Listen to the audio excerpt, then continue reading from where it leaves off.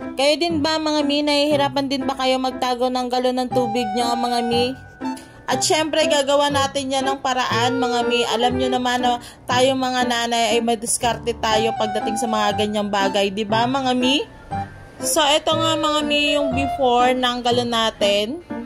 Then ito naman yung after mga mi. So di ba ang ganda ng kinalabasan mga mi. Sobrang ganda talaga niya. So, nagmumukha na siyang aesthetic mga mi. So, nawala na yung kulay blue niyang kulay mga mi. So, ayun na nga mga mi. So, hindi na nga siya maaalikabukan mga mi. So, ganyan na nga siya. May cover na nga siya. Hindi na siya basta-basta mapapasok ng alikabok or madadapuan ng kung ano pang mga insekto mga mi.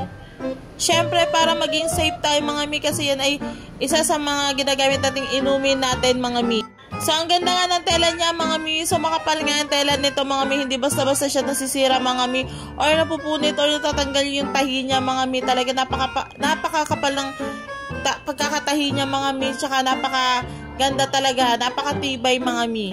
Gandang-ganda nga ako sa tela niya, mga mi. So, napakalambot talaga niya, mga mi. Napakalambot kawakan talaga, mga mi. So, napakatibay nga ng tahi niya, mga mi. So, ayan, kaya pinababaliktad ko yan, mga mi. Kasi pinapakita ko talaga sa inyo na matibay talaga yung tahi niya, mga mi.